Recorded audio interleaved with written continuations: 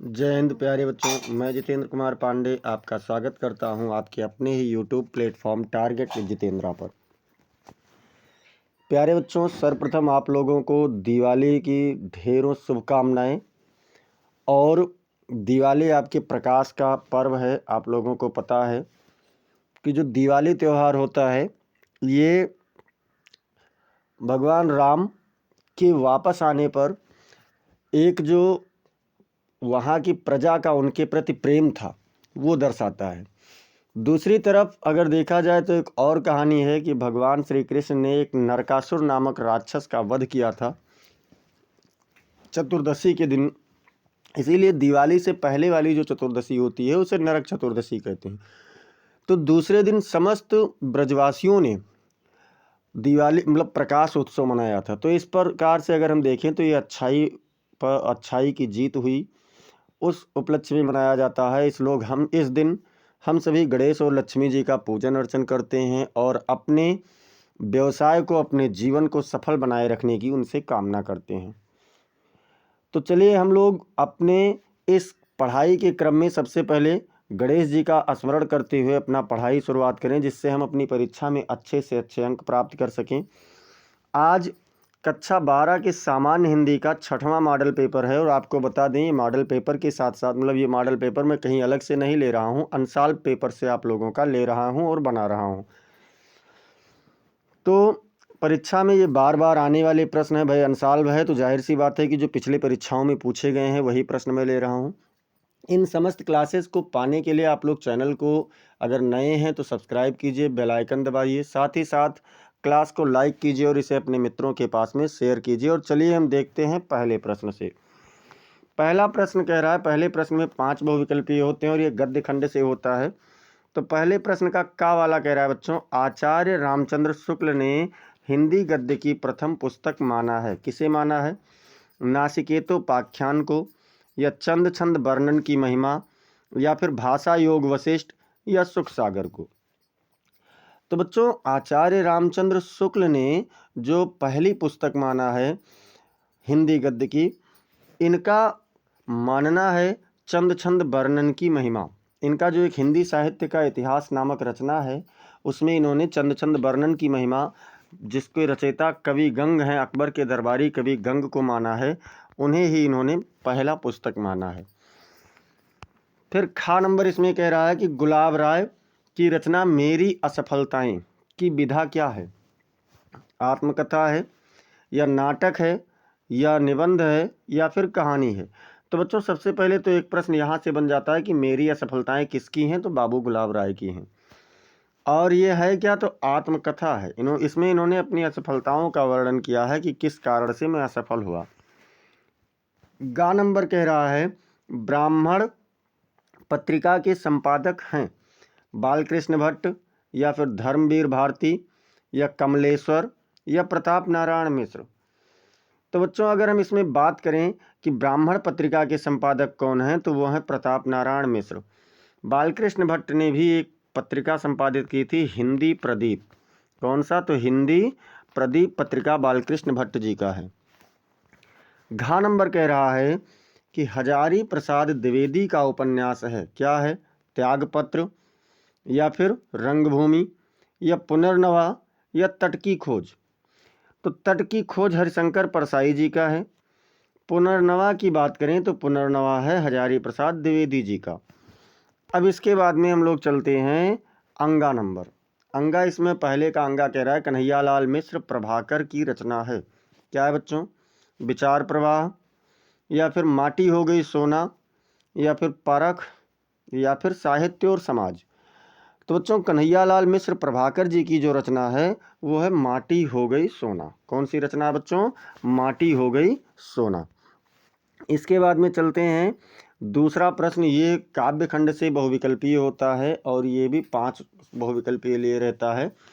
पूछ रहे हैं भारतेंदु युगीन कवि हैं। भारतेंदु युगीन कवि कौन है बच्चों? प्रेमघन जी हैं, या फिर महादेवी वर्मा हैं, या भवानी प्रसाद मिश्र हैं, या फिर नरेंद्र शर्मा हैं। भारतेंदु युगीन कवि की अगर हम लोग बात करें तो कौन है बच्चों? तो प्रेमघन जी हैं। इनका पूरा नाम है बद्री नारायण चौधरी प्रेमघन। क्या नाम है? बद्री नारायण चौधरी, और इनको प्रेमघन की उपाधि दी जाती है। बद्री नारायण चौधरी, प्रेमघन, इनका आप लोगों को पता होगा। खा नंबर कह रहा है हुंकार काव्य के रचयिता हैं सुमित्रानंदन पंत जी हैं, या फिर सच्चिदानंद हीरानंद वात्स्यायन अज्ञे जी हैं, या रामधारी सिंह दिनकर जी हैं, या फिर गजानन माधव मुक्तिबोध जी हैं। तो बच्चों आपको बता दें, हुंकार है, रेणुका है, रश्मिरथी है, उर्वशी है, पुरुरवा है, ये सभी किसकी रचनाएं हैं? तो ये सभी रामधारी सिंह दिनकर जी की रचनाएं हैं। दिनकर जी का आप लोगों के सिलेबस में है रचना मतलब पुरुरवा उर्वशी वाला, तो ये आप लोगों को किसी दिन पढ़ाएंगे, बहुत ही मज़ेदार रचना है। गा नंबर कह रहा है कि प्रयोगवादी काव्य के प्रमुख कवि हैं। कौन है बच्चों? केदारनाथ अग्रवाल हैं, या त्रिलोचन जी हैं, या नागार्जुन हैं, या शमशेर बहादुर सिंह हैं। पूछ रहे हैं प्रयोगवादी काव्यधारा के प्रमुख कवि, तो प्रयोगवादी काव्यधारा के प्रमुख कवि में शमशेर बहादुर सिंह जी हैं, यानी चौथा वाला विकल्प आपका बिल्कुल सही उत्तर हो जाएगा। अब इसके बाद में घा नंबर कह रहा है तीसरा सप्तक, तीसरे सप्तक का प्रकाशन वर्ष कब है? 3 तार सप्तक आया है। 3 तार सप्तक में जो पहला सप्तक है वो 1943 ईस्वी में आया है, दूसरा तार सप्तक 1951 ईस्वी में आया है, और तीसरा तार सप्तक आया बच्चों 1959 में। 8-8 साल की गैपिंग है। ये 1969 गलत है, 51 भी गलत, 51 में दूसरा आया है। कौन आया है? दूसरा। और 41 में कोई तार सप्तक नहीं आया है। अंगा नंबर कह रहा है कि पल्लव से उद्धृत कविता परिवर्तन के रचयिता हैं, मतलब पल्लव से उद्धृत कविता परिवर्तन के रचयिता कौन है? महादेवी वर्मा जी हैं, या फिर सुमित्रानंदन पंत जी हैं, या सूर्यकांत त्रिपाठी निराला जी हैं, या फिर जयशंकर प्रसाद हैं। तो आपके सिलेबस में परिवर्तन एक कविता है जो कहाँ से लिया गया है? पल्लव से लिया गया है। और पल्लव किसका है बच्चों? तो पल्लव, वीणा, गुंजन, ग्रंथि, ये सभी किसकी रचनाएं हैं? ये सभी सुमित्रानंदन पंत जी की रचनाएं हैं। इसलिए आपका दूसरा ऑप्शन बिल्कुल सही उत्तर हो जाएगा। सभी लोग लाइक और शेयर करते रहें और दिवाली का आनंद लेते रहें। आज पढ़ना अवश्य चाहिए बच्चों, जैसा कि हर कोई आज अपना अपना व्यवसाय कर रहा है, तो हम लोगों का व्यवसाय, हम लोगों का कार्य क्या है? पढ़ना, पढ़ाना। तो ये भी आज होना चाहिए, ज़रूर होना चाहिए। अब देखते हैं प्रश्न संख्या 3 क्या कह रहा है। दिए गए गद्यांश पर आधारित निम्नलिखित प्रश्नों के उत्तर दीजिए। क्या कह रहा है? अशोक को जो सम्मान कालिदास से मिला वह अपूर्व था। अपूर्व मतलब कि उसके जैसा पहले कोई किसी ने नहीं दिया था। सुंदरियों के असिंजनकारी नूपुर वाले चरणों के मृदु आघात से वह फूलता था। कोमल कपोलों पर करड़ावतंस के रूप में झूलता था, और चंचल नील अलकों की अचंचल शोभा को 100 गुना बढ़ा देता था। अब इससे क्या हुआ? वह महादेव के मन में क्षोभ पैदा करता था, मर्यादा पुरुषोत्तम के चित्त में सीता का भ्रम पैदा करता था, और मनोजन्मा देवता के एक इशारे पर कंधे पर से ही फूट उठता था। तो ये हम लोगों ने देखा बच्चों कि है। अब इसमें हम लोगों से पहले पूछ रहा है पहला प्रश्न यानी का वाला, उपर्युक्त पद्यांश का संदर्भ लिखिए। तो भैया अशोक का फूल नाम आ गया, और अशोक के फूल एक पाठ भी है, ये उसी से लिया गया है। प्रस्तुत गद्यांश हमारी पाठ्य पुस्तक हिंदी के गद्य खंड के अशोक के फूल नामक शीर्षक से अवतरित है। इसके लेखक आचार्य हजारी प्रसाद द्विवेदी जी हैं। लेखक कौन है बच्चों? तो आचार्य हजारी प्रसाद द्विवेदी जी हैं। फिर इसके बाद में खा नंबर पर क्या कह रहा है? रेखांकित अंश की व्याख्या कीजिए। इसका अर्थ, अब रेखांकित अंश क्या है? रेखांकित अंश आप लोगों का है कि सुंदरियों के असिंजनकारी नूपुर वाले चरणों के मृदु आघात से वह फूलता था। अब क्या कह रहा है? इसका अर्थ है कि सुंदर स्त्रियों के नूपुर पहने हुए पैरों के कोमल आघात से अशोक का वृक्ष फूलता है, यानी उस पर फूल आ जाते हैं। गा नंबर कह रहा है इसमें कि संस्कृत के किस कवि ने अशोक को सम्मानित किया है? अशोक का फूल जो है उसे किस कवि ने सम्मानित किया बच्चों? तो संस्कृत कवि कालिदास ने अशोक को सम्मानित किया है। किसने? कालिदास जी ने। यानी पहले ही कहा गया है ना कि अशोक को जो सम्मान कालिदास के से मिला वह अपूर्व था। घ नंबर कह रहा है कि अशोक पर फूल आने के संबंध में लेखक के क्या विचार हैं, कैसे हैं?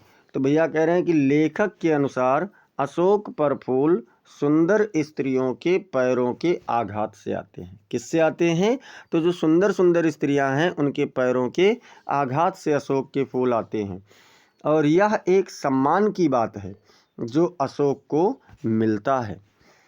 और अंगा नंबर आप लोगों से पूछ रहा है कि असिंजनकारी तथा करड़ावतंस के अर्थ लिखिए। मतलब असिंजनकारी का क्या अर्थ होता है और करड़ावतंस का क्या अर्थ होता है? तो असिंजनकारी का अर्थ होता है आकर्षक या मोहक। तो जो आकर्षक हो या फिर मोहक हो उसे हम क्या कहेंगे? असिंजनकारी कहते हैं।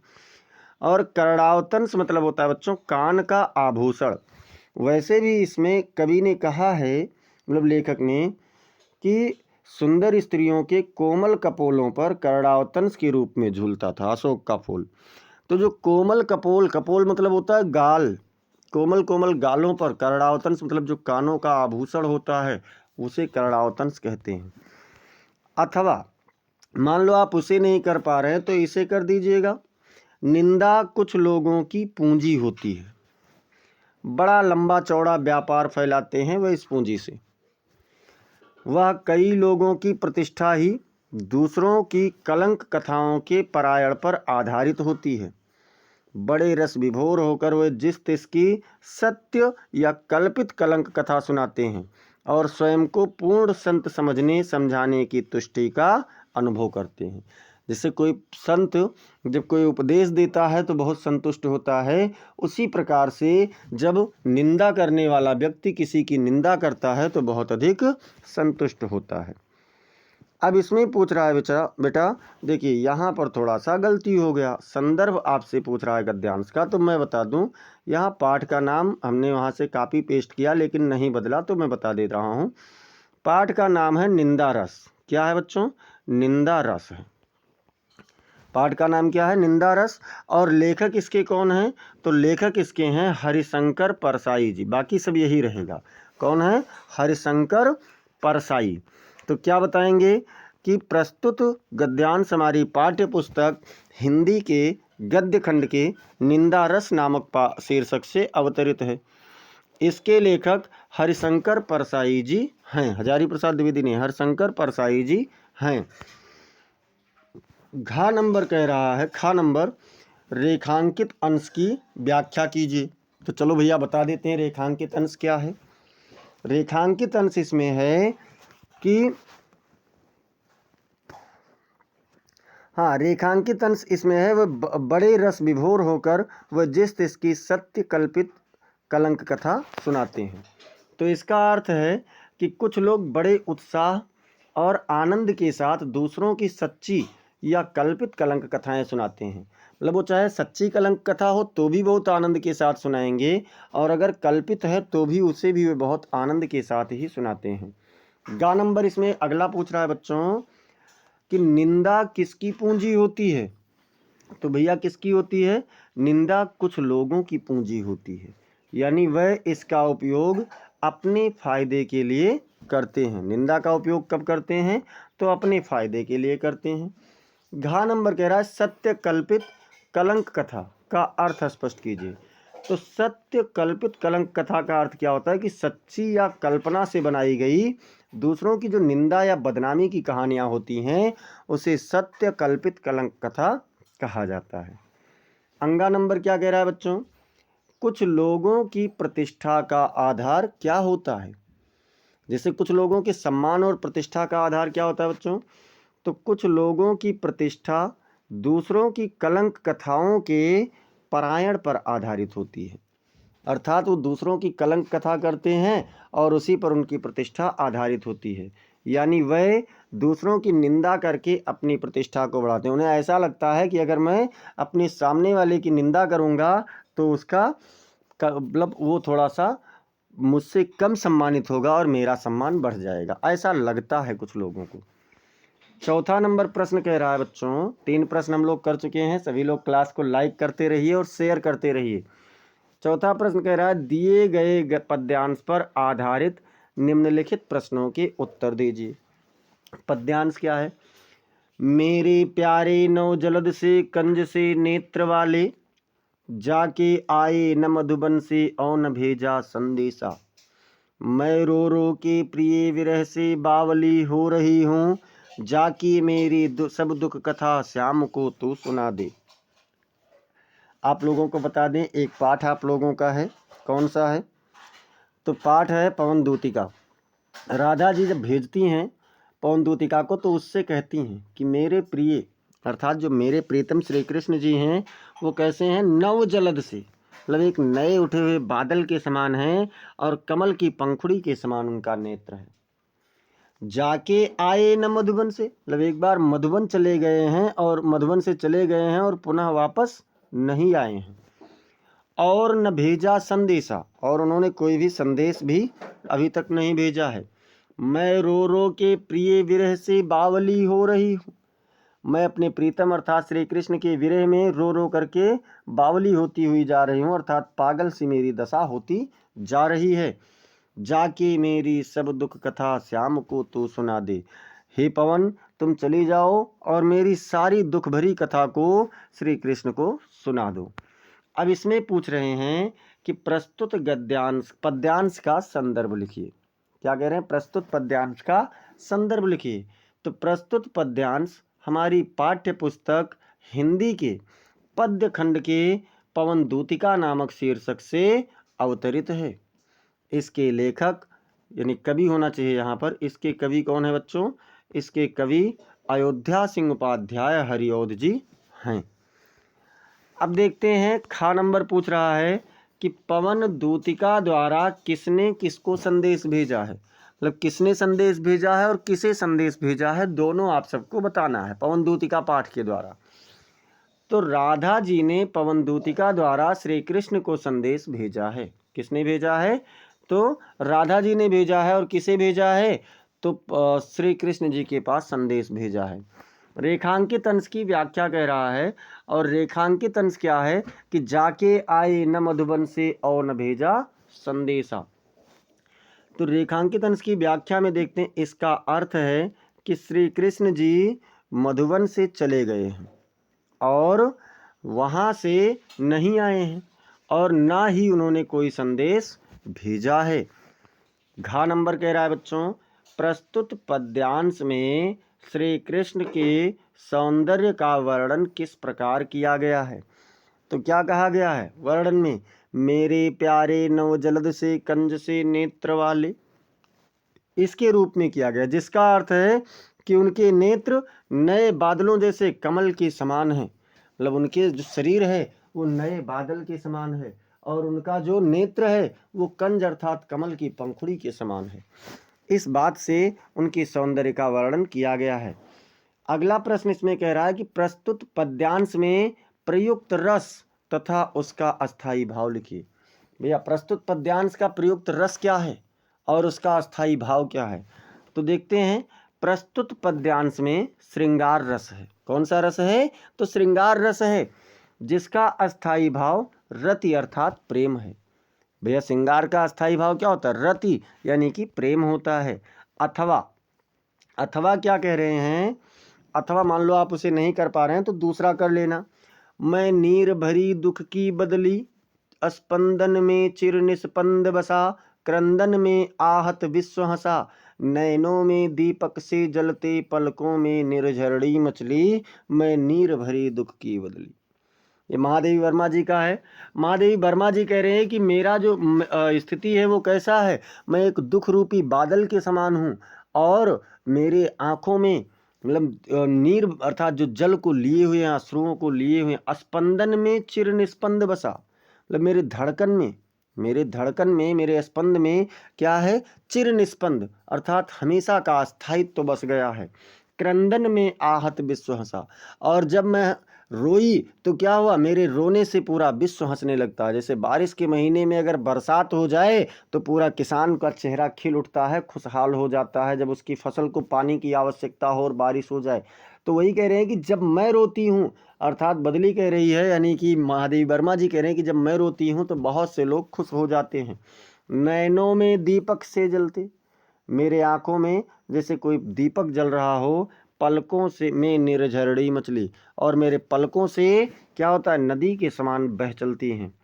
अब इसमें कह रहे हैं बच्चों कि उपर्युक्त पद्यांश का शीर्षक एवं रचयिता का नाम लिखिए, अर्थात संदर्भ ही लिखना है। इसमें भी क्या करना है, तो संदर्भ ही लिखना है। प्रस्तुत पद्यांश हमारी पाठ्य पुस्तक हिंदी के पद्य खंड के गीत नामक शीर्षक से अवतरित है। किस शीर्षक से है, तो गीत नामक शीर्षक से अवतरित है। इसके लेखक महादेवी वर्मा जी हैं। इसकी लेखिका कौन है, कवयित्री कौन है, तो महादेवी वर्मा जी हैं। व्याख्या करने को कह रहा है, और व्याख्या में क्या कह रहे हैं, स्पंदन में चिर निस्पंद बसा, क्रंदन में आहत विश्व हंसा।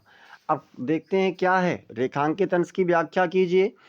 तो इसका अर्थ है, क्या कह रहे हैं, इसका अर्थ है कि कवयित्री के हृदय की धड़कन में सारा विश्व स्थिर है। मतलब उसके जो हृदय की धड़कन है उसमें पूरे विश्व की स्थिरता समाई हुई है, और उनके रोने से सारा विश्व दुखी नहीं, हंसा मतलब हंसने लगते हैं, प्रसन्नचित हो जाते हैं, खुशहाल दिखाई देते हैं और दुखी भी होते हैं। अगला कह रहा है गा नंबर कि नयनों में दीपक से जलते, यहाँ से होना चाहिए में नहीं, नयनों में दीपक से जलते में कौन सा अलंकार प्रयुक्त हुआ है, स्पष्ट कीजिए। तो नयनों में दीपक से जलते में रूपक अलंकार प्रयुक्त हुआ है, जहाँ कवयित्री के नेत्रों को दीपक के समान जलता हुआ बताया गया। 1 मिनट बच्चों, से लगा है ना, तो सा सी से सम सरिस समान जैसे अगर ये मिले तो रूपक नहीं होता है, क्या होता है, उपमा होता है। और यहाँ पर कौन सा अलंकार है, तो उपमा अलंकार है। घा नंबर पूछ रहा है कवयित्री के निरंतर रुदन का क्या कारण है। कवयित्री निरंतर क्यों रो रही है, लगातार क्यों रो रही है, तो क्या है भैया, कवयित्री के निरंतर रुदन का कारण उनका दुख और विरह है जो उन्हें आहत किए हुए है। अगला अंगा नंबर इसका कह रहा है उपर्युक्त पद्यांश में कवयित्री ने स्वयं को क्या बताया है। जो उपर्युक्त पद्यांश है उसमें कवयित्री ने अपने आप को क्या बताया है, तो कवयित्री ने स्वयं को नीर भरी दुख की बदली बताया है। यानी वह दुख से भरी हुई एक बादल है, जैसे दुख से भरा हुआ एक बादल रहता है, ठीक उसी प्रकार से वह भी है। अब यहाँ तक हम लोग 4 प्रश्न कर चुके हैं, और अब देखते हैं 5वां प्रश्न। 5वां प्रश्न का नंबर कह रहा है निम्नलिखित में से किसी एक लेखक का साहित्यिक परिचय देते हुए उनकी प्रमुख कृतियों का उल्लेख कीजिए। और इस साहित्यिक परिचय और प्रमुख कृतियों के उल्लेख में जो आप शब्द सीमा इस्तेमाल करें वो कितनी होनी चाहिए, अधिकतम शब्द सीमा 80 शब्द हो, अर्थात 80 शब्द से अधिक नहीं होना चाहिए। आपसे ऐसा करने को कहा जा रहा है। कौन कौन है, तो हरिशंकर परसाई जी हैं, जी सुंदर रेड्डी हैं, और हजारी प्रसाद द्विवेदी जी हैं। अब इनमें से किसी एक का आपको करना है। तो चलिए हम लोग देख लेते हैं हरिशंकर परसाई जी का। हरिशंकर परसाई हिंदी के प्रसिद्ध व्यंग्यकार और लेखक थे। भैया हरिशंकर परसाई कौन थे, तो हिंदी के प्रसिद्ध व्यंग्यकार और लेखक थे। उनका जन्म 22 अगस्त 1924 को मध्य प्रदेश के होशंगाबाद जिले के जमानी गांव में हुआ था। उनका कहाँ हुआ था, तो जमानी गांव में हुआ था। और क्या है बच्चों, तो अगर हम लोग और में देखें तो उन्होंने नागपुर विश्वविद्यालय से एमए किया और अध्यापन के बाद स्वतंत्र लेखन शुरू कर दिया। मतलब एमए किया, उसके बाद में कुछ दिन अध्यापन किया, फिर क्या हुआ, उन्होंने अपना स्वतंत्र लेखन शुरू किया। परसाई जी की प्रमुख रचनाएं अगर हम लोग देखें तो क्या क्या हैं परसाई जी की प्रमुख रचनाएं। उपन्यास में अगर देखें तो एक है रानी नागफनी की कहानी। ध्यान रखना, रानी केतकी की कहानी जो है वो किसकी है, आप लोग कमेंट सेक्शन में बता दीजिए रानी केतकी की कहानी किसकी है। और यहाँ पर क्या है, रानी नागफनी की कहानी इन्होंने लिखा था, उपन्यास है ये। तट की खोज है, ज्वाला और जल है। कहानी संग्रह में देखें तो हंसते हैं रोते हैं जैसे उनके दिन फिरे और भोला राम का जीव, ये क्या है, ये उनकी कहानी है। व्यंग संग्रह में देखें तो व्यंग संग्रह में है वैष्णों की फिसलन, ठिठुरता हुआ गणतंत्र, विकलांग श्रद्धा का दौर, ये क्या है बच्चों, तो ये उनका व्यंग संग्रह है।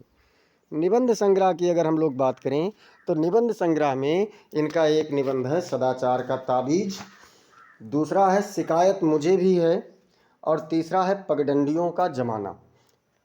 ये सभी इम्पोर्टेंट हैं, जो पूछे गए हैं बार बार परीक्षा में, वही सब हैं। आत्मकथा बात करें तो आत्मकथा में है गर्दिश के दिन। आत्मकथा में इनकी कौन सी रचना है बच्चों, तो आत्मकथा में इनकी रचना है गर्दिश के दिन।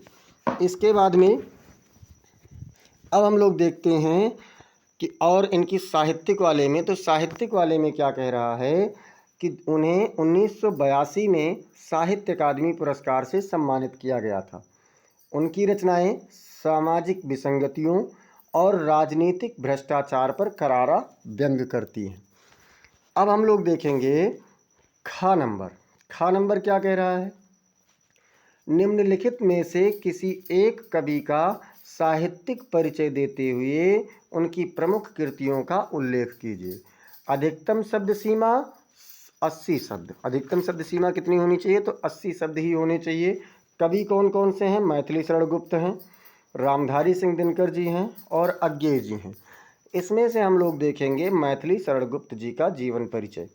मैथिली शरण गुप्त हिंदी साहित्य के प्रमुख कवि थे। कैसे थे, तो हिंदी साहित्य के ये प्रमुख कवि थे जिन्हें राष्ट्र कवि की उपाधि मिली।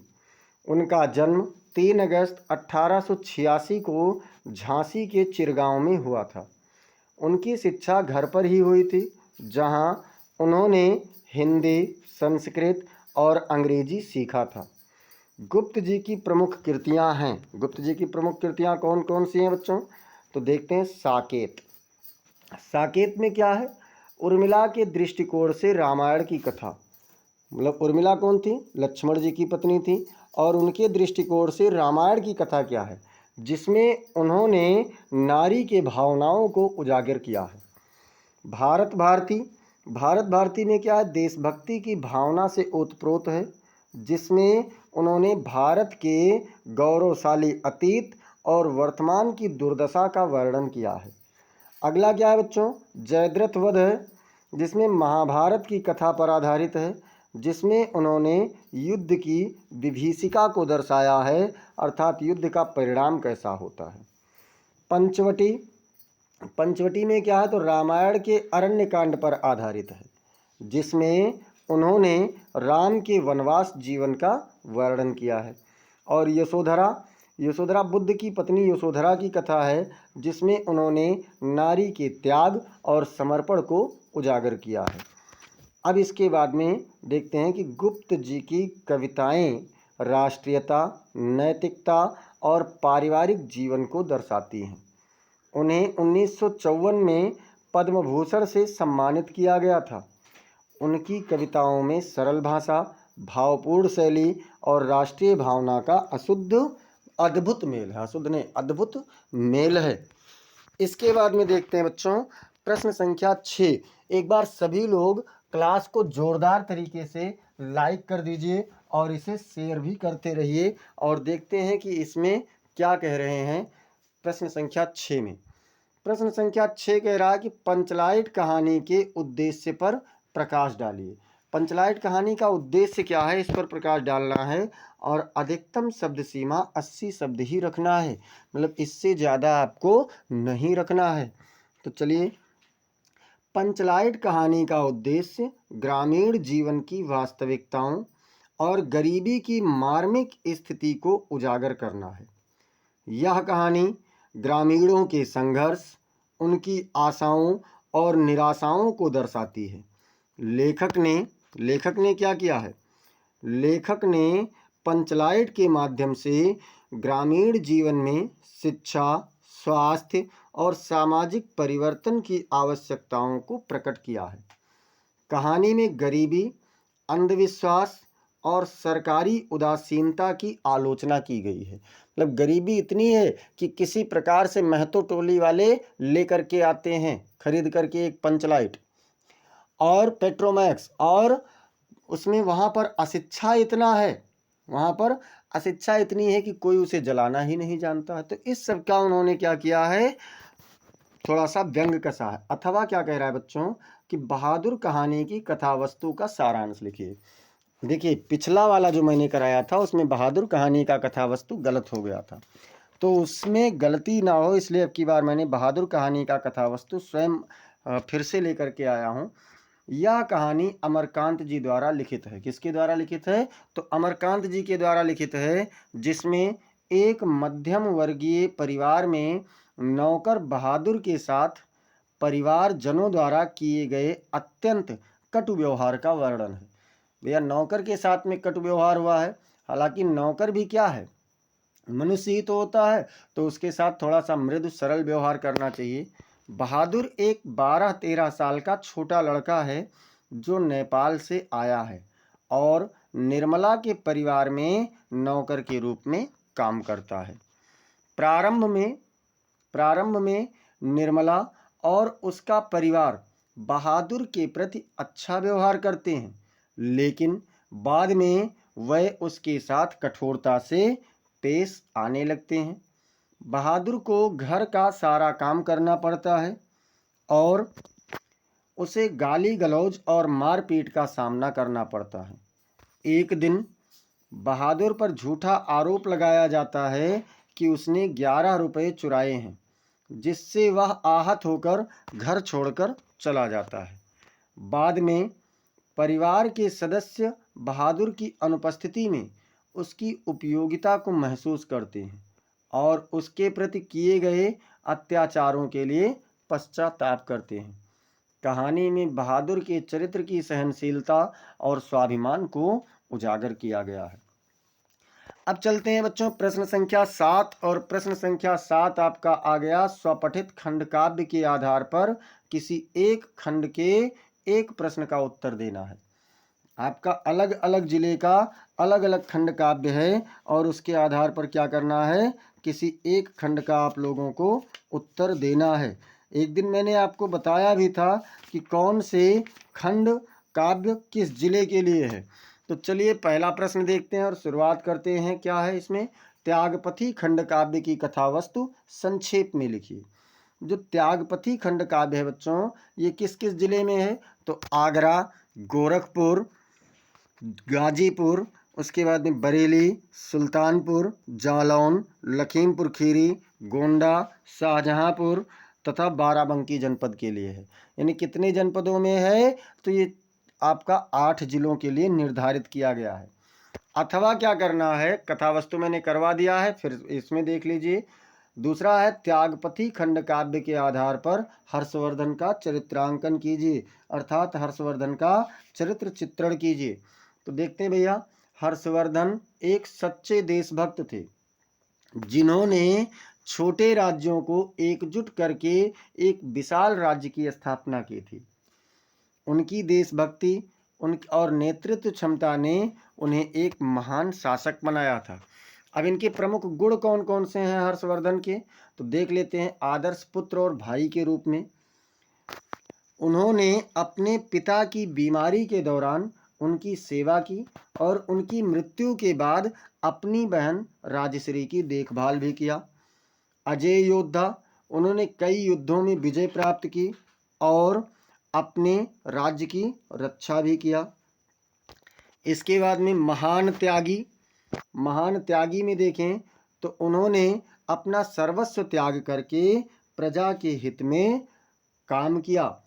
आपको बता दें, प्रजाकृत कृत्य पाकर भी थी प्रशासक वीर ऐसा, पराक्रम शक्ति का अवतार था पार्थ जैसा, स्वयं था कवि मनीषी शुद्ध यावत धर्म ज्ञानी, सदा जो मुक्त मन था, मुक्त कर था जो मुक्त वाणी। मतलब सब कुछ चीजों से वो मुक्त थे, वाणी से मुक्त थे, अपने कर्मों से मुक्त थे, अपने मन से मुक्त थे, हर तरीके से शुद्ध थे।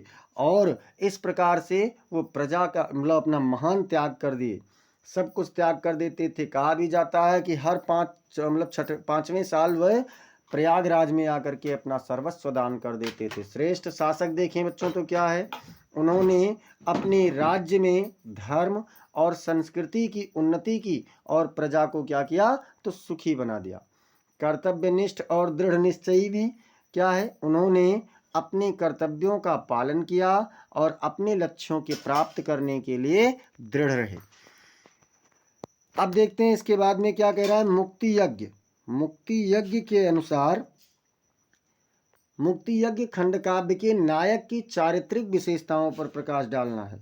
किस पर, मुक्ति यज्ञ के जो नायक हैं उनके चरित्र चित्रण करना है। मुक्ति यज्ञ किन किन जनपदों में है, तो कानपुर, जौनपुर, मुरादाबाद, फैजाबाद, एटा, ललितपुर। ठीक है, यानी ये 7 जिलों में निर्धारित है, 7 नहीं 6 जिलों में ये निर्धारित किया गया। अथवा मुक्ति यज्ञ खंड काव्य की कथा वस्तु को लिखना है। अब इसके बाद में अगला क्या है, आलोक वृत्त।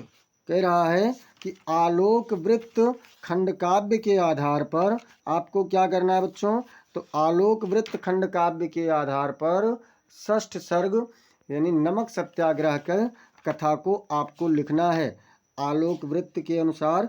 और ये किस किस जिले में है, तो ये है प्रयागराज में, अलीगढ़ में, सहारनपुर, फर्रुखाबाद, मैनपुरी, मिर्जापुर तथा सीतापुर जनपद के लिए आपका आलोक वृत्त है। अथवा आलोक वृत्त खंड काव्य के आधार पर महात्मा गांधी का चरित्र चित्रण कीजिए।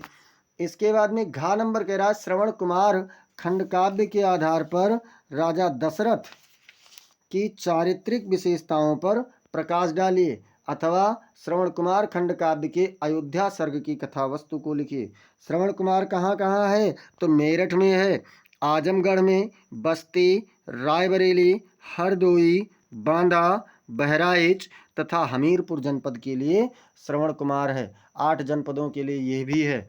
इसके बाद में अगला है सत्य की जीत। अगला क्या कह रहा है बच्चों, कि सत्य की जीत खंड काव्य के आधार पर दुशासन का चरित्र चित्रण कीजिए। अथवा सत्य की जीत खंड काव्य का कथासार लिखिए। सत्य की जीत जो है ये लखनऊ में, इटावा, बलिया, बिजनौर, झांसी, बदायूं, प्रतापगढ़, रामपुर तथा पीलीभीत इतने जनपदों में सत्य की जीत खंड काव्य चलता है। और इसके बाद में क्या है, रश्मिरथी खंड काव्य का कथानक अपने शब्दों में लिखिए। मतलब रश्मिरथी खंड काव्य का कथानक अपने शब्द में लिखिए। अथवा रश्मिरथी खंड काव्य के आधार पर कर्ण का चरित्र चित्रण कीजिए। रश्मिरथी जो है ये वाराणसी, बुलंदशहर, मथुरा, मुजफ्फरनगर, फतेहपुर, उन्नाव तथा देवरिया जनपद के लिए कौन सा है, तो रश्मिरथी है। अब इस प्रकार से प्रश्न संख्या 7 होता है समाप्त। और आ जाते हैं प्रश्न संख्या 8 पर। प्रश्न संख्या 8 में आप लोग उससे पहले एक बार शेयर कर दीजिए और लाइक कर दीजिए। तो 8 का क्या कह रहा है, निम्नलिखित संस्कृत गद्यांशों में से किसी एक का संदर्भ सहित हिंदी में अनुवाद कीजिए। क्या है भैया, संस्कृतस्य साहित्यम सरसम व्याकरणंच सुनिश्चितम। मतलब संस्कृत का साहित्य सरस है और व्याकरण सुनिश्चित है। तस्य गद्ये पद्ये चा लालित्यम, उसके गद्य और पद्य में लालित्य अर्थात मधुरता है। भावबोध सामर्थ्यम, मतलब भाव अर्थ को समझाने की सामर्थ्य है। अद्वितीय श्रुत माधुर्यंच वर्तते, और अद्वितीय मधुरता है, उसको सुनने में बहुत ही अधिक मधुरता भी है। किम बहुना चरित्र निर्माणार्थम यादृशीम सत्प्रेरणा संस्कृत वाङ्मयम ददात। मतलब जैसे बहुत से लोगों के चरित्र निर्माण के लिए जैसी अच्छी प्रेरणा संस्कृत भाषा देती है, न तादृशीम किंचिद अन्यत, ऐसी कहीं अन्य नहीं है। मूलभूतानां मानवीय गुणानां यादृशी विवेचना संस्कृत साहित्ये वर्तते, नान्यत्र तादृशी। मतलब मूलभूत मानवीय गुणों की जैसी विवेचना संस्कृत साहित्य में है, ऐसी अन्य कहीं भी नहीं है। अब देखिए ये किस पाठ से है और इसका अर्थ क्या है, हिंदी अनुवाद क्या है, आप लोग एक बार स्क्रीनशॉट कर लीजिए। तो भैया प्रस्तुत गद्य संस्कृत गद्यांश हमारी पाठ्य पुस्तक हिंदी के संस्कृत खंड के संस्कृत भाषाया महत्वम नामक शीर्षक से लिया गया है। अथवा क्या कह रहा है बच्चों, अथवा आप लोगों से कह रहा है कि महामना विद्वान वक्ता धार्मिको नेता पटु पत्रकारश्चासीत्। महामना विद्वान नेता, महामना कैसे थे, तो महामना विद्वान नेता, विद्वान वक्ता, धार्मिक नेता, पटु यानी चतुर पत्रकार थे। परमस्य सर्वोच्च गुणः जनसेवेव आसीत्, लेकिन इनका सर्वोच्च गुण लोगों की सेवा में ही था। यत्र कुत्रापि अयम जनान दुखितान पीड्यमानांश्च पश्यत, जहाँ कहीं भी ये लोगों को दुखित और पीड़ित मन से देखते थे, मतलब पीड़ित देखते थे, तत्रैव सह शीघ्रमेव उपस्थितः, वहीं पर ये जल्द ही उपस्थित होकर के सर्वविधम सहायं चक्रोत, हर प्रकार से सहायता करते थे। प्राणी सेवा अस्य स्वभावेवासीत्, प्राणी सेवा ही इनका स्वभाव था। संदर्भ में प्रस्तुत संस्कृत गद्यांश हमारी पाठ्य पुस्तक हिंदी के संस्कृत खंड के महामना मालवीय नामक पाठ से लिया गया है। अब देखते हैं बच्चों इसके बाद में हिंदी अनुवाद का आप अगर चाहें और इसका तो एक स्क्रीनशॉट कर लीजिए ताकि आप इसे बाद में रिवाइज कर सकें। अब हम लोग देखते हैं प्रश्न संख्या इसी का 8वें का खा। 8वें का खा कह रहा है निम्नलिखित संस्कृत श्लोकों में से किसी एक श्लोक का संदर्भ सहित हिंदी में अनुवाद कीजिए। किसी भी एक श्लोक का आपको हिंदी में अनुवाद करना है संदर्भ के अनुसार, क्या कर सहित। जल बिंदु निपातेन क्रमशः पूर्यते घटा, मतलब लगातार जल की बूंद, जल बिंदु मतलब जल की बूंदों के निपातेन मतलब गिरने से, क्रमशः माने लगातार, पूर्यते घटा घड़ा भर जाता है, लगातार जल की बूंदों के गिरने से घड़ा भर जाता है। सह हेतु सर्व विद्यानाम धर्मस्य च धनस्य च, उसी प्रकार से सभी विद्या और धर्म और धन का भी संग्रह होता है, मतलब निरंतर संग्रह करना पड़ता है तभी होता है। देखिए इसका आप लोग प्रस्तुत संस्कृत पद्यांश होना चाहिए हमारे पाठ्य पुस्तक हिंदी के संस्कृत खंड के सुभाषित रत्नानि नामक पाठ से लिया गया है। देखिए इसका आप लोग स्क्रीनशॉट कर लीजिए। थोड़ा सा यहाँ बच्चों संदर्भ में मुझसे थोड़ा गलती हुआ है, दो बार प्रस्तुत संस्कृत गद्यांश आ गया, जबकि यहाँ पद्यांश होना चाहिए या श्लोक होना चाहिए, उतना आप लोग सही कर लेना। अथवा क्या कह रहा है, अक्रुद्धस्य मुखम पश्य कथम क्रुद्धो भविष्यति। अक्रुद्धस्य बिना क्रोध के, मुखम पश्य मुख देखो, बिना क्रोध के इसका मुख देखो, कथम क्रुद्धो भविष्यति क्रोधित होने पर कैसा होगा। न मे रोचते भद्रम वावलोकस्याभिषेचनम, इसीलिए मुझे इस उल्लू का अभिषेक बिल्कुल भी अच्छा नहीं लगता है। संदर्भ कह रहा है वही चीज है जातक कथा, और जो गलती हुई है यहाँ पर भी हुई है, आप लोग उसे सही कर लेना। प्रस्तुत संस्कृत श्लोक हमारी पाठ्य पुस्तक हिंदी के जातक संस्कृत खंड के जातक कथा नामक शीर्षक से अवतरित है। अब इसके बाद में चाहें तो आप इसे स्क्रीनशॉट कर लीजिए। श्लोक संदर्भ में थोड़ा गलती है, जो दो बार संस्कृत गद्यांश आ गया है, इसको आप लोग सही कर लेना और आप इसे रिवाइज कर सकते हैं।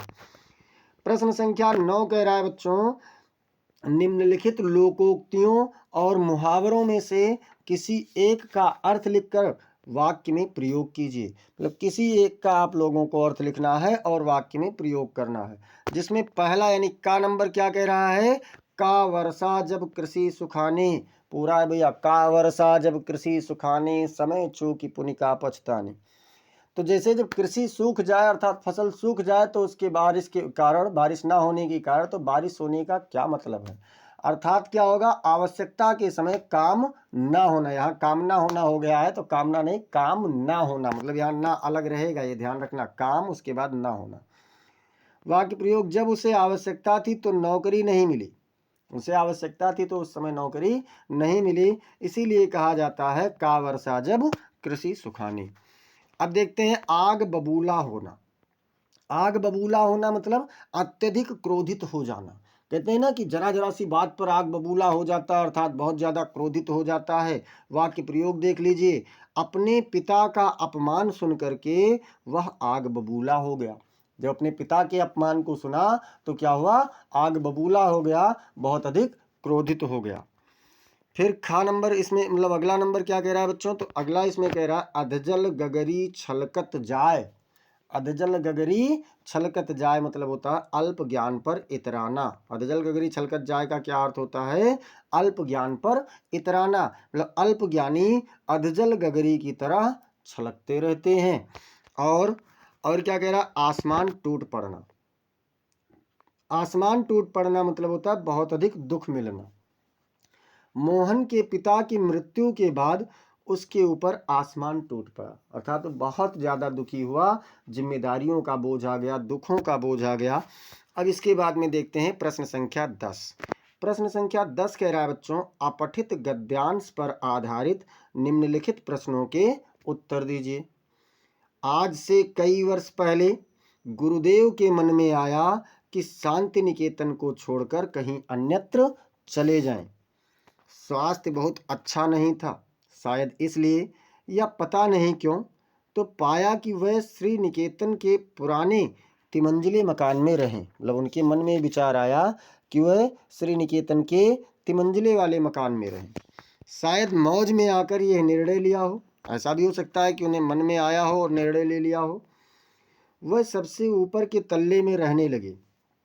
उन दिनों ऊपर तक पहुंचने के लिए लोहे की चक्करदार यानी घुमावदार सीढ़ियां थीं और वृद्ध और छीड़ वपू मतलब जो शरीर कमजोर भी तो था, तो वृद्ध और छीड़ वपू रविंद्रनाथ के लिए उस पर चढ़ सकना असंभव था। फिर भी बड़ी कठिनाई से उन्हें वहां ले जाया सका। अब देखते हैं, यहाँ पर पूछा गया कि गुरुदेव शब्द का प्रयोग किसके लिए किया गया है। जो गुरुदेव शब्द है बच्चों, ये किसके लिए प्रयोग किया गया है, किसे कहा गया है गुरुदेव, तो गुरुदेव किसे कहा गया है, तो गुरुदेव कहा गया है रविंद्रनाथ टैगोर को। गुरुदेव किसे कहा गया बच्चों, तो गुरुदेव शब्द का जो प्रयोग है वो किसके लिए है, वो रविंद्रनाथ टैगोर के लिए किया गया है।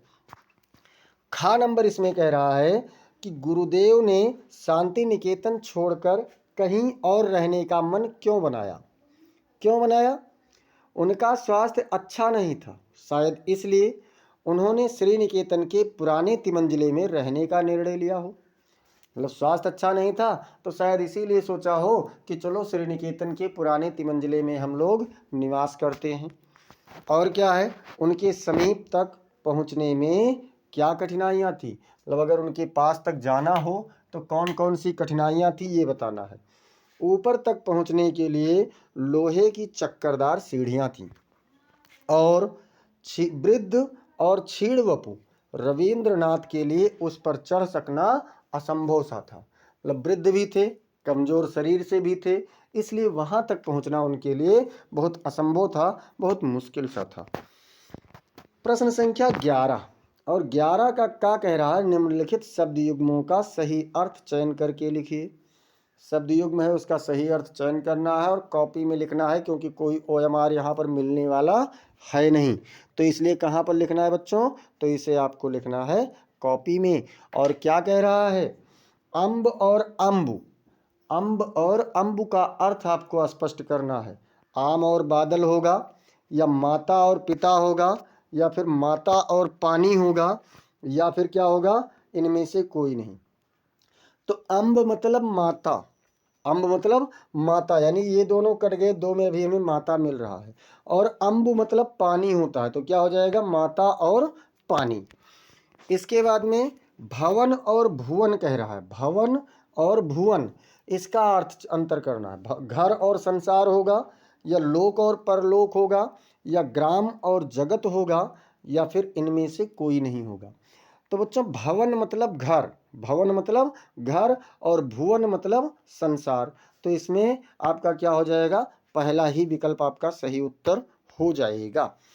फिर खा नंबर पर कह रहा है कि निम्नलिखित शब्दों में से किसी एक शब्द के दो अर्थ लिखिए। एक शब्द लीजिए और उसका दो दो अर्थ लिख दीजिए। तो भैया द्विज कह रहा है, तो द्विज का दो अर्थ क्या होता है, एक तो पक्षी होता है, दूसरा ब्राह्मण होता है। फिर वारिद कह रहा है, और वारिद का दो अर्थ क्या होता है, तो बादल होता है और हाथी होता है। और इसके बाद में फिर अगला क्या है, तो अगले में कह रहा है मित्र। मित्र शब्द का दो अर्थ होता है, सखा और सूर्य। क्या क्या होता है, सखा और सूर्य। इस प्रकार से खा नंबर वाला भी हो गया। अब देखते हैं गा। गा नंबर पर क्या कह रहा है बच्चों, कि निम्नलिखित वाक्यांशों के लिए एक सही शब्द का चयन करके लिखिए। मतलब जो भी सही हो उसे आप लिख दीजिए। और क्या कह रहा है कि जिसका कहीं अंत ना हो, मतलब जिसका कहीं अंत ही ना हो, उसे क्या कहेंगे, अनेक कहेंगे, या अनंत कहेंगे, या फिर अगण्य कहेंगे, या अभिन्न कहेंगे। अभिन्न उसे कहते हैं जिसे अलग ना किया जा सके, जो कहीं भिन्न ना हो सके। अगण्य उसे कहते हैं जो गिना ना जा सके। और अनेक मतलब जहां पर एक से अधिक हो। और अनंत जिसका कहीं अंत ना हो। यानी बा वाला विकल्प आपका सही उत्तर हो जाएगा। अगला कह रहा है कम बोलने वाला। इसे एक शब्द में क्या कहेंगे, अमित भाषी कहेंगे, या फिर बहुभाषी कहेंगे, या मितभाषी कहेंगे, या मृदुभाषी। मृदुभाषी जो कम मतलब मधुर बोलता हो। बहुभाषी मतलब जो बहुत सी भाषाएं जानता हो। अमित भाषी जो कम ना बोलता हो। तो क्या हो जाएगा भैया, मित भाषी होगा जो कम बोलता हो। इसके बाद में घा नंबर, और घा नंबर कह रहा है कि निम्नलिखित में से किन्हीं दो वाक्यों को शुद्ध करके लिख दीजिए। कोई भी दो वाक्य आप क्या करेंगे, शुद्ध करेंगे, और शुद्ध करने के बाद उन्हें आप लिख देंगे। जैसे पहला वाक्य कहा गया, पुत्री पराया धन होता है। भैया पुत्री कैसा है, स्त्रीलिंग है, एक वचन है, तो क्रिया भी स्त्रीलिंग होना चाहिए, एक वचन होना चाहिए, यानी होती है होना चाहिए। क्या होना चाहिए, होती है। तो क्या हो जाएगा, पुत्री पराया धन होती है। इसके बाद में क्या है, आज मेरा बड़ा भाई आ गया। थोड़ा सा अपमानजनक लग रहा है, बड़े भैया है ना, तो ऐसे कहा जाए कि आज मेरा बड़ा भाई आ गया, तो अपमानजनक लग रहा है। इसलिए क्या होगा बच्चों, आज मेरे बड़े भाई आ गए। क्या होगा, आज मेरे बड़े भाई आ गए। तुम फिर कह रहा तुम मेरे को पुस्तक दे दो। तो मेरे को क्या है, ये तो जैसे लग रहा है कि कोई लठमार भाषा चल रही है ना। तो क्या होना चाहिए, तुम मुझे पुस्तक दे दो। क्या होगा बच्चों, तुम मुझे पुस्तक दे दो। और चौथा है, मैं इस लड़कों को पढ़ाया हूँ। लड़कों बहुवचन है, इस एक वचन है, तो इसलिए यहाँ पर क्या हो जाएगा, इन हो जाएगा। मैं इन लड़कों को पढ़ाया हूँ, और ये आपका बन गया बहुवचन, और सही हो गया। 12 का और 12 से पहले एक बार सभी लोग क्लास को लाइक कर दीजिए, शेयर कर दीजिए ज़बरदस्त तरीके से, और दिवाली की शुभकामनाओं के साथ में आप लोग लाइक शेयर करते रहिए। चलिए, दिवाली आप लोगों को बहुत ही जीवन में अपार खुशियाँ, सुख समृद्धि लेकर के आए और आरोग्यता लेकर के आए।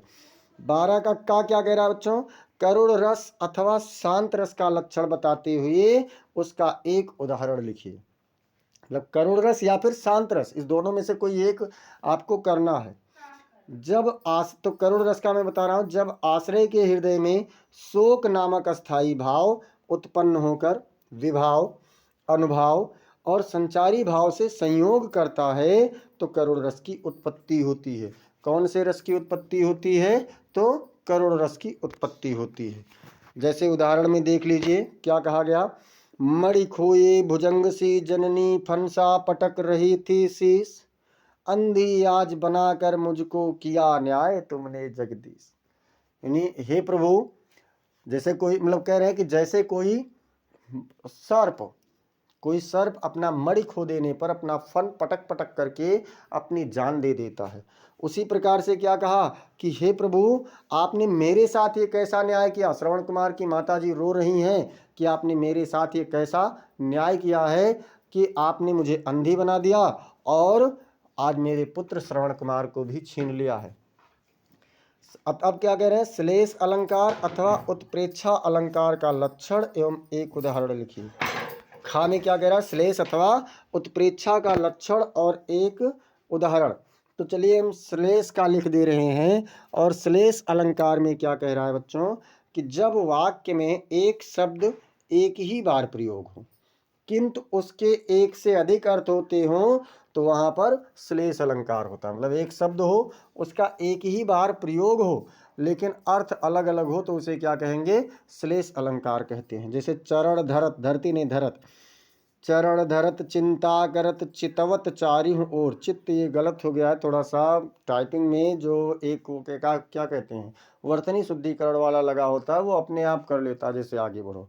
तो क्या है बच्चों? चरण धरत चिंता करत चितवत चारिहु ओर, सुबरन को खोजत फिरत कवि व्यभिचारी चोर। इसमें क्या कहा गया कि चरण धरत, जैसे जब चलते हैं अपने कदमों को बढ़ा रहे हैं और चिंता कर रहे हैं, मतलब उस समय विचार कर रहे हैं, और विचार करते करते और क्या कर रहे हैं? चितवत चारियों ओर, मतलब चारों ओर देखते हुए चल रहे हैं। कौन कौन? तो कवि, व्यभिचारी और चोर। सुबरन यहाँ पर एक शब्द है, तीन अर्थ है। सुबरन मतलब सोना, कवि के रूप में सुंदर शब्द हो जाएगा, व्यभिचारी के अर्थ में लेंगे तो सुंदर स्त्री हो जाएगा, और चोर के अर्थ में लेंगे तो क्या हो जाएगा? चोर के अर्थ में जब लेंगे तो सोना अर्थात धन हो जाएगा। इसको ये देखते रहते हैं। फिर क्या कह रहा है बच्चों? गा नंबर कह रहा है चौपाई अथवा दोहा छंद का लक्षण एवं एक उदाहरण लिखिए। चलिए चौपाई को देख लेते हैं। और चौपाई में क्या कह रहा है? चौपाई एक सममात्रिक छंद है जिसमें 4 चरण होते हैं और प्रत्येक चरण में 16-16 मात्राएं होती हैं। प्रभु की कृपा भयव सब काजू, जन्म हमार सुफल भा आजू। देखिए प्रभु मतलब यहाँ प्रा पर 2 है, 1 2 1 3 2 5 1 6 2 8 9 10 11 12 13 2 15 1 16। इस प्रकार से आप लोगों का हो जाएगा। प्रश्न संख्या 13, प्रश्न संख्या 13 कह रहा है बच्चों, छात्रावास की जीवन शैली पर अपने मित्र को एक पत्र लिखिए। कि छात्रावास की जीवन शैली कैसी होती है। तो देखते हैं बच्चों, यहाँ पर आपको पता लिखना है कि कौन से छात्रावास से आप लिख रहे हैं। छात्रावास है MLK PG college Balrampur Uttar Pradesh, और दिनांक आज का है 20/10/2025। अब देखते हैं इसमें क्या कह रहा है। प्रिय मित्र, आशा है तुम कुशल हो। मैं तुम्हें अपने छात्रावास की जीवन शैली के बारे में बताना चाहता हूँ। क्या कहा? कि मैं तुम्हें अपने छात्रावास की जीवन शैली के बारे में बताना चाहता हूँ। छात्रावास में जीवन बहुत ही अनुशासित और नियमित होता है। सुबह जल्दी उठना, व्यायाम करना और फिर पढ़ाई करना मेरी दिनचर्या का हिस्सा है। यहाँ के साथी भी बहुत अच्छे हैं और हम सब मिलकर एक दूसरे की मदद करते हैं। यहाँ की सुविधाएं भी बहुत अच्छी हैं। पुस्तकालय, खेल का मैदान और कैंटीन सभी एक ही परिसर में हैं। इससे हमें अपनी रुचियों के अनुसार गतिविधियों में भाग लेने का अवसर मिलता है। मैं यहाँ बहुत खुश हूँ और मेरी पढ़ाई भी अच्छी चल रही है। तुम्हें भी यहाँ आकर देखना चाहिए। तुम्हारा मित्र, देखिए ये चीज़ इधर सेट होना चाहिए बच्चों, इधर नहीं सेट कर पाए इसके लिए सॉरी। ये इधर सेट होना चाहिए। तुम्हारा मित्र काकागा नाम नहीं लिखना है। अब देखिए अथवा क्या कह रहा है। अथवा कह रहा है कि विद्यालय में खेल कूद की सामग्री की ओर ध्यान दिलाते हुए प्रधानाचार्य जी को एक प्रार्थना पत्र लिखिए। और खेल कूद की सामग्री पर मैंने एक प्रार्थना पत्र लिखवाया है, तो इसलिए यहाँ पर नहीं लिखवा रहे हैं। आप लोग उसे ढूंढना और लिखना। निम्नलिखित विषयों में से किसी एक पर अपनी भाषा शैली में निबंध लिखिए। किसी भी एक विषय पर। 4 विषय यहाँ पर आपको है। भारत में कृषि क्रांति, यानी कृषि क्रांति जो ये जानी हरित क्रांति, भारतीय लोकतंत्र का भविष्य, विज्ञान वरदान या अभिशाप, विद्यार्थी जीवन में अनुशासन का महत्व। इतने चीज़ों पर है। अब देखिए हम इसमें घ नंबर वाला लिख रहे हैं, विद्यार्थी जीवन में अनुशासन का महत्व। अंतिम प्रश्न है। एक बार सभी लोग क्लास को जोरदार तरीके से लाइक कर दीजिए, इसे आप शेयर कर दीजिए अपने मित्रों के पास में, और अपना दिवाली का आनंद भी लेते रहिए। विद्यार्थी जीवन में अनुशासन का बहुत महत्व है। अनुशासन के बिना विद्यार्थी अपने लक्ष्य को प्राप्त नहीं कर सकते और उनका भविष्य अंधकारमय हो सकता है अगर अनुशासित नहीं है तो। अनुशासन विद्यार्थी को समय प्रबंधन, आत्मनियंत्रण और जिम्मेदारी की भावना सिखाता है। यह उन्हें अपने अध्ययन में नियमित और अनुशासित रहने में मदद करता है, जिससे उनकी पढ़ाई अच्छी होती है और वह अपने लक्ष्यों को प्राप्त कर सकते हैं। अनुशासन विद्यार्थी को नैतिक मूल्यों और सामाजिक जिम्मेदारियां के बारे में भी सिखाता है। यह उन्हें दूसरों के साथ सम्मान और सहयोग के साथ व्यवहार करने में मदद करता है, जिससे वह एक अच्छे नागरिक बन सकते हैं। अनुशासन के कुछ तरीके क्या हैं? विद्यार्थी जीवन में अनुशासन के कुछ तरीके हैं। समय पर उठना और सोना, नियमित अध्ययन करना, खेल और अन्य गतिविधियों में भाग लेना, दूसरों के साथ सम्मान और सहयोग के साथ व्यवहार करना, अपने लक्ष्यों को निर्धारित करना और उन्हें प्राप्त करने के लिए काम करना। अनुशासन विद्यार्थी को एक सफल और संतुष्ट जीवन जीने में मदद करता है। यह उन्हें अपने लक्ष्यों को प्राप्त करने, एक अच्छा नागरिक बनने और समाज में योगदान करने में मदद करता है। इस प्रकार से बच्चों, आज हम लोगों का ये 6वां मॉडल पेपर भी कंप्लीट हुआ और 6वां मॉडल पेपर ये 2024 का जो अंशाल पेपर है ये उसी वाले में से था और 2024 का अंशाल पेपर का ये आप लोगों का एक सेट है और उस सेट का कोड है 302 DI। ये आज 302 DI कंप्लीट हुआ है। कौन सा? 302 पेपर कोड है DI। तो ये वाला आज हम लोगों ने कंप्लीट किया है। एक बार पुनः आप सभी को दिवाली की ढेरों शुभकामनाएं, हार्दिक बधाइयाँ। और आप लोग अगर अब तक चैनल को सब्सक्राइब नहीं किए हैं तो चैनल को सब्सक्राइब कर लीजिए बच्चों, बेल आइकन दबा दीजिए, क्लास को लाइक कीजिए, इसे आप लोग अपने मित्रों के पास में शेयर करते रहिए और कमेंट सेक्शन में मुझे ज़रूर बताइए कि आप लोगों को क्लास कैसी लगी। अगर कोई सुझाव की आवश्यकता है तो उसे भी आप लोग कमेंट सेक्शन में बताते रहिए। मिलते हैं फिर अगली क्लास में, तब तक के लिए जय हिंद, जय भारत।